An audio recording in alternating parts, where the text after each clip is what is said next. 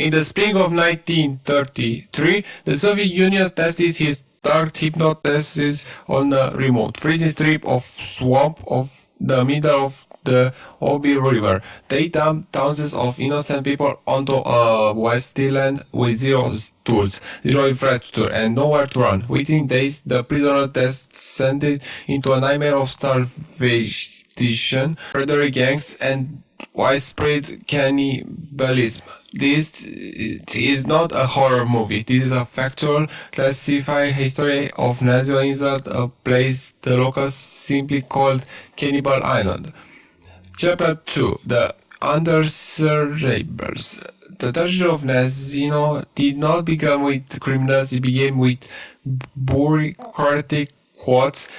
In 1933, Soviet secret police had generic Yagoda and Gulag chief Matvey Berman orchestrated a grandiose plan. Deport 2 million undesirables to the virgin lands of Siberia to build self-sufficient farms. To meet these massive quotas, the state reinstated a hated internal passport system and launched violent darkness in the major cities like Moscow and Leningrad. Police swept the streets, arresting anyone without their papers on hand. The victims were triggering ordinary. One man was caught stepping outside to smoke a cigarette while his wife was arrested for the cinema. An elderly woman was arrested by buying white bread and a suit for her husband. Another was a Royal Communist student who simply forgot his passport at home on his way to the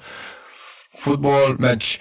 Processed with pitiless efficiency, tens of thousands of these innocent urbanities were packed into transit camps, mixed internationally with hardened, violent criminals to maintain an atmosphere of terror. They were shipped east for roughly 6,000 of them, the finest of Nazino Island. Chapter 3. The Drop and the Flower. In May 1933, a flotilla of timber barges arrived at the island.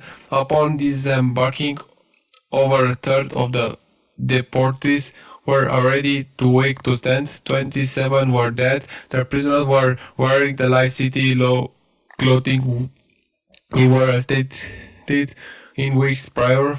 There was no shelter, no tools, no cooking utensils, and the severe weather offered freezing rain, frost, and high winds. The only food provided was raw array flour. When guards dumped 20 tons of it onto the shore, starving crowds surged forward in desperation. The guards, poorly trained and outnumbered, fired directly into masses. When flour was finally distributed, it became a lethal trap. Having no oars or fire, people ran to the river, mixing the raw powder with polluted water in their heads. This triggered massive outbreaks of fatal dysentery.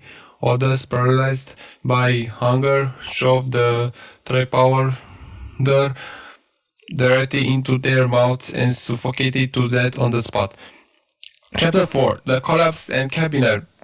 Without lights, without shelter, and dying of starvation, the illusion of civilization evaporated in a matter of days. The hundred criminals among the deportees quickly formed predator gangs, seizing absolute control. They ruled through terror, murdering to week of extra gold from their dental work. This gold was then traded with quartz in exchange for matches or old newspaper to roll cigarettes. The guards did not think to stop the slaughter. In fact, they treated the tragedy as a blood sport. Any prisoner who attempted to cross the freezing Obi River on primitive stick rafts was systematically hunted down and shot by guards patrolling in boats. By the second week, widespread cannibalism took hold. Records preserved in the Soviet archives are chillingly cynical. When interrogated, one criminal calmly admitted to eating human flesh, stating he preferred livers and hearts. He described it roasting the meat of skewers made from willow branches like shallot The psychology of predators adapted to the horribly terrifying pregnancy. They specifically target those who were, in their words, not quite living for, but not yet quite dead. The reason they were doing the victims a favor, sparing them to more days of suffering, violence, become transactional. Women were tried to trace their flesh cut away while they were still alive. By August, the mathematical cannibalism was started out of the roughly 6,700 people dumped into the swamp. Over 4,000 were dead or missing. Chapter 5, the cover-up. The scale of the disaster was so grotesque that the local community instructor named Vasily Veliko decided to investigate the island himself in July 1933. When he arrived, this island was evacuated. He found the grass ground high, concealing corpses and stick shelters with the human skeletons. Veliko interviewed survivors and guards, compiling a damning 11-page report that detailed the starvation, the corruption, and the cannibalism. He sent his report directly to Job Secretary and the Politburo.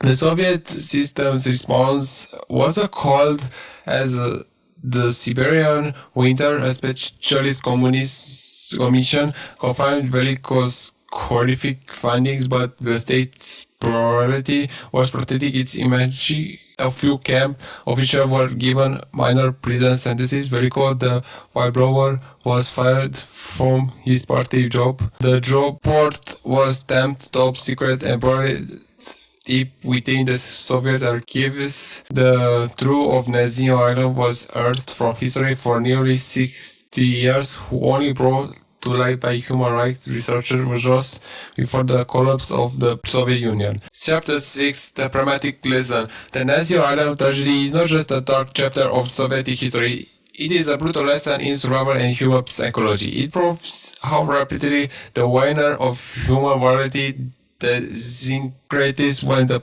biological needs to survive is pitted against absolute deprivation. More importantly, it is a glaring warning about the fatal danger of placing absolute trust in a massive, unaccountable state apparatus when laws are manipulated to make what and human beings are reduced to biological units of a bureaucratic ledger, privileged and exposed for what it truly is, a fragile, temporary illusion.